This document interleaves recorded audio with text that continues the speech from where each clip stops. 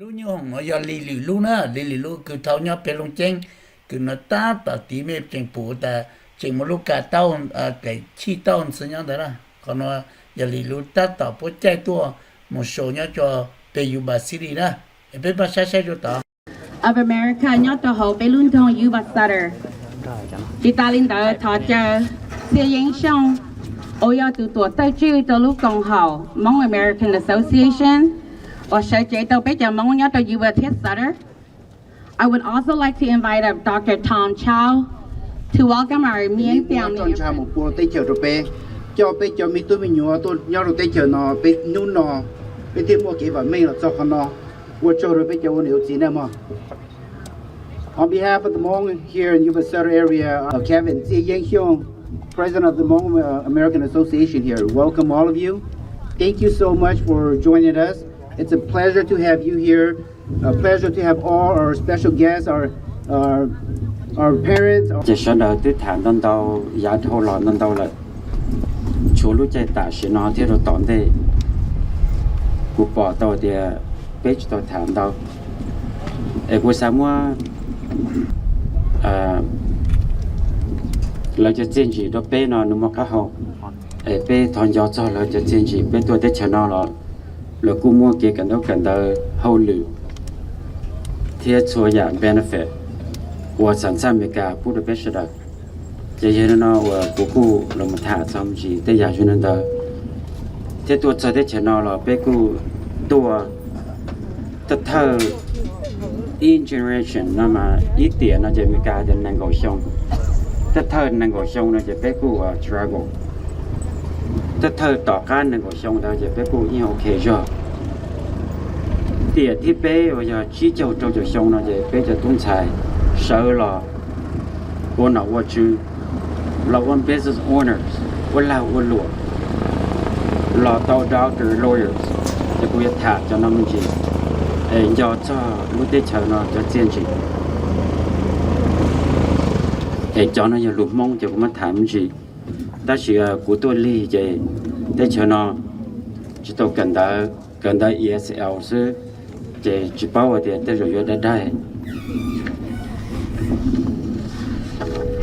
Please excuse us for not acknowledging and recognizing them, but I want to take this opportunity to acknowledge some of the elected officials that are out there. So let's start off with County Superintendent of Yuba County, Rob Greger. And we have Joe, who's representing Sutter County Office of Education, Assistant Superintendent. We have Mayor Pittman all the way from Oroville, who's visiting as well. And of course, our very own, you've already met him, the Supervisor John Messick, who led you in the pledge. And of course, our favorite, Andy, Supervisor at Yuba County. Andy, please give a wave. And I think I got everyone. Did I miss any elected out there? Well, we got one gentleman. No, you got to stand up and wave. Yeah, all right. And where are you from, sir? I'm from the city of Yuba City Council member. Yuba City Council member. Thank you, sir, for coming out. And I apologize, my vision is poor, so I can't even see that far. But before we go any further, hey, I want to call Victor back up. Victor, why don't you come on back up? And then I'm going to ask those electeds to come and join me on stage. Why don't you come up here? We're going to take a moment to recognize Victor. And we had this custom made for you. We have your garrison cap with the rank of Capitan. Okay? Try it on, see if it fits. And of course, the other thing is you can't be a pilot without aviators. So we got aviators for you. You got to put that on as well.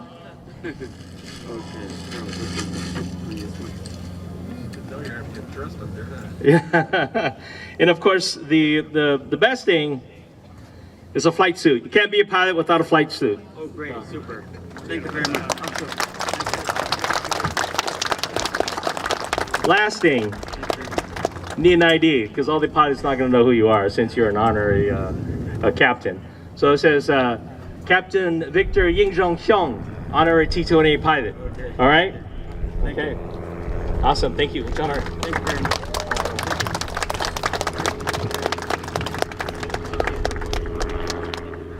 This is only possible because the electors are backing me up, because I don't have the authority to make anyone an honorary pilot. So thank you so much, gentlemen. Yeah.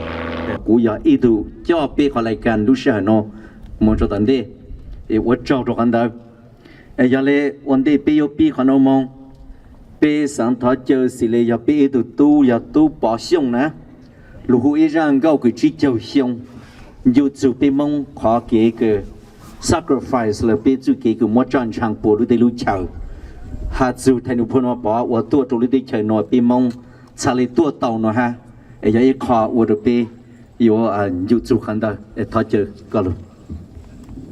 Nhất gì thì cứ mỗi lần hở tua Jenny nhớ trong nó. Giờ lên đó cứ là khu ít chân câu, ôn nhớ cho nhiều thế gì, ở tụi trẻ tuần gì là gì, chân câu chỉ cho dùng, và bé tập bông lúc tây lúc chờ. Giờ lên đó ôn đây là cứយក kia cứ lúc bé mình chỉ cứ lúc bé hoa tu bỏ xong rồi, cứ nhục cái tua được tích chân nó chỉ tồn đỏ xong thôi. Ta chỉ cứ mà cho mong trong kênh cầu tàu tuần gì này cháu nhiều gì thì tàu tu cùng lúc cũng chênh nhớ trong nó. Giờ lên đó bé là một sĩ chăm lòng chân câu và chỉ cho xong để nó ok.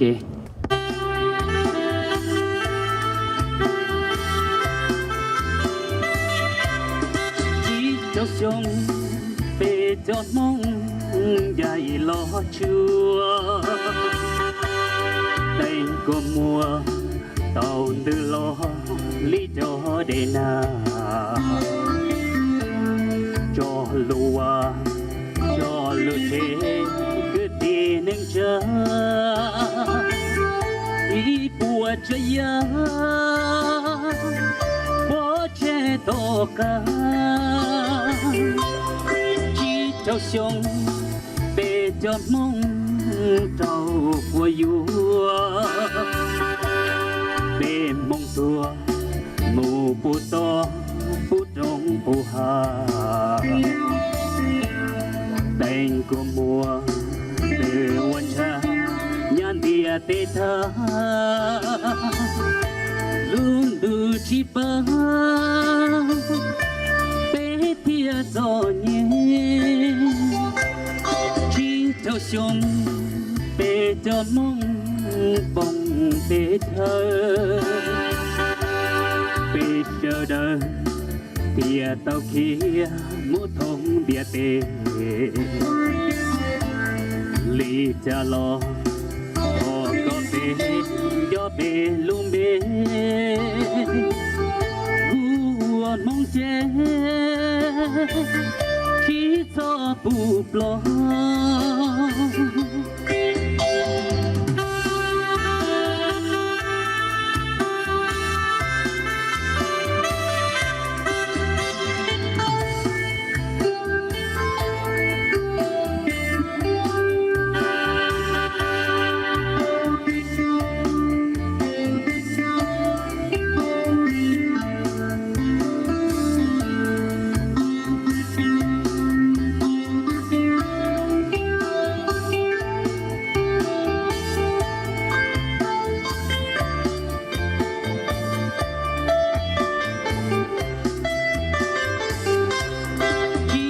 xong bề cho mong dài lo chưa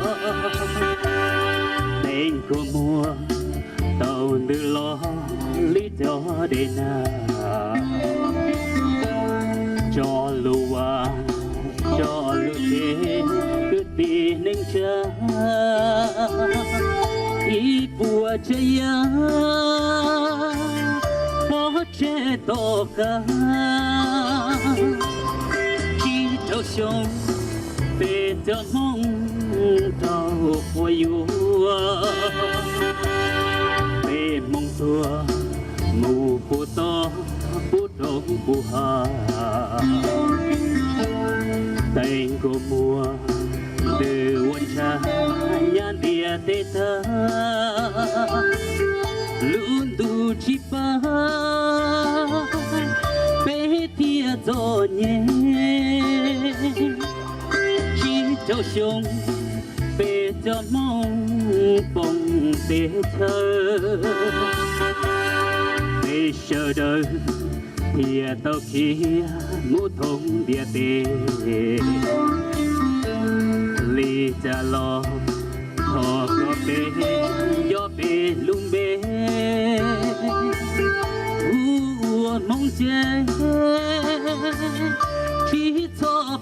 ปลอม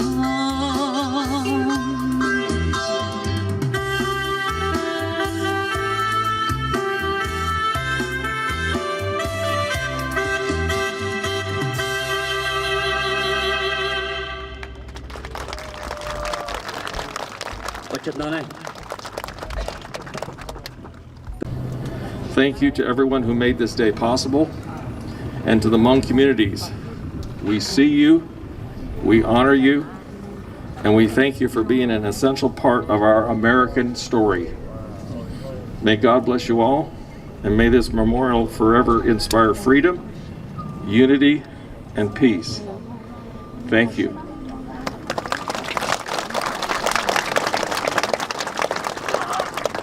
I am General Wang Pao's secretary and interpreter. I am proud to present you his illustration book. Thank you very much. Thank you, sir.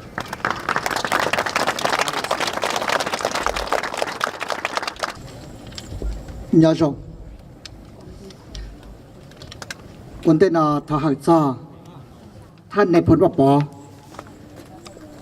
ทอหังจ้าได้จากกุนอกุจือได้จากกุตุจ้ากูอยากยังเชี่ยจงสังว่าญาเจ้าไทยเตกูเขาได้หนูระยะลบเมืองหมอตาชินายาสมาชิกองค์การบริหารส่วนตำบลตับเต่าระยะสิริขังสอออฟตับเต่ากูตัวเทชายอเมริกานอเรานอยาเราอ้อกูตัวปอไปจะมองยัดตัวรถเทชายอเมริกานอจงเกินเก่า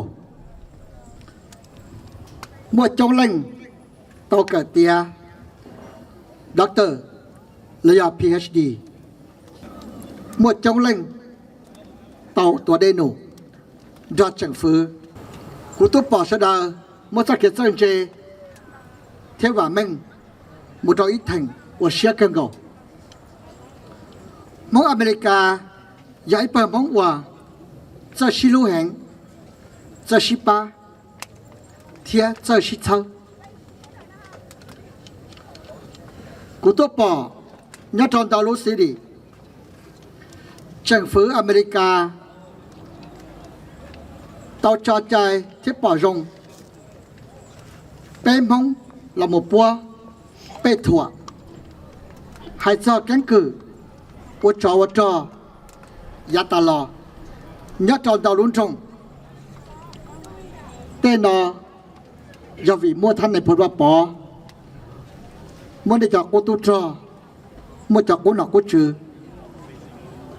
เทลิชิชิเต้นแต่อย่านอย่าแต่อย่าวัวยกเขาว่ากันคือจบเป็นมองเสด็จกูต้องเชียร์ว่าตาตัวของเนี่ยยัดตอนนู้นว่าเจ้าตัวมัวแมรี่เวอร์วันเดียวตาวันตาจากกูตัวของเนี่ยเที่ยวว่าเจ้าดาวลงบนเล็กช่องว่าตาจากกูตัวของเนี่ยยัดตอนนู้นว่าเจ้า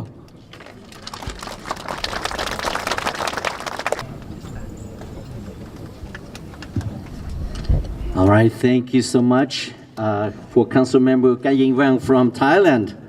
เขียนบนนิตยสารจอตัวสุเกนี่จะรู้ตัวกูอยากจะใช้จะรู้ตัวเป็นชิมเชื่อแต่สิจะใช้แต่ไม่ยอมใช้จง I'm Rob Greger, Superintendent of Schools for all of Yuba County.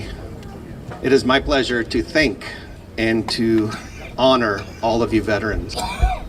I appreciate your hard and loving service to America. And without you and your service, we would not be now getting able to serve your children and your grandchildren. You continue to encourage your children to go to school, to become teachers, to become educated so that they can be a difference maker. In this community, we have many teachers, principals, vice principals, and leaders because of you. If it were not for what you have done, we would not have the leaders that we have today for what you have done for our generations to come. I want to continue to commit to you as the county superintendent that your story will not end. It will continue. It will ride on your shoulders and then your children's and your children's shoulders. thank you for your service, and thank you for all that you continue to do for Yuba County and our schools.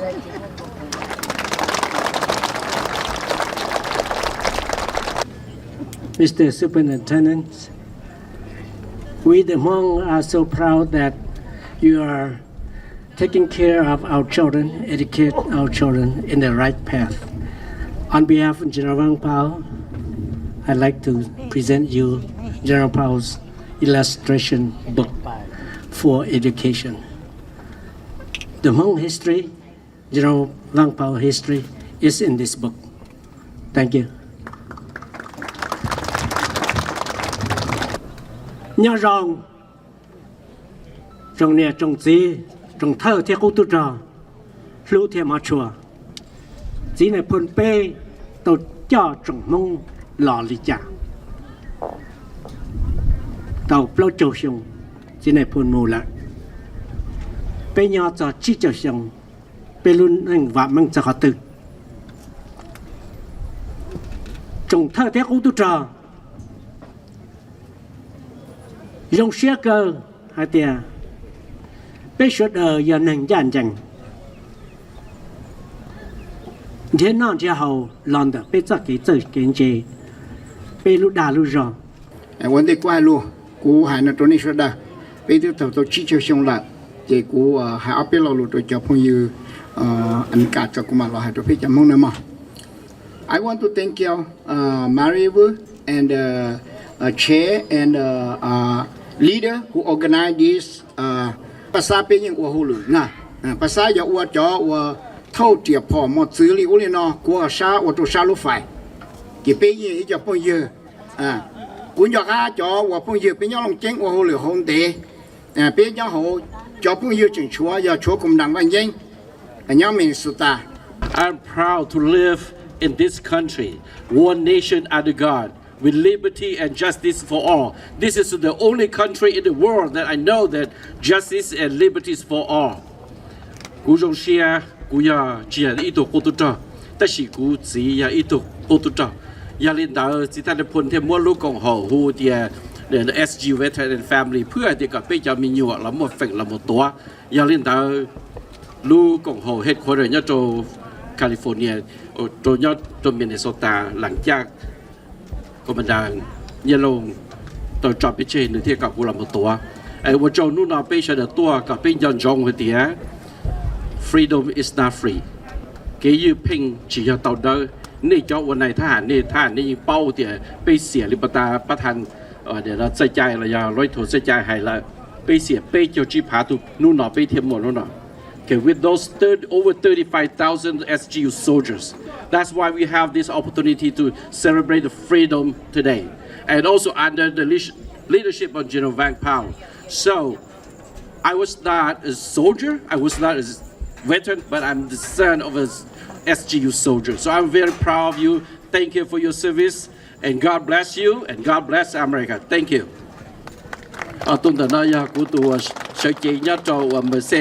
County 呢，对呀，挖保险，来头挖保险，我真的。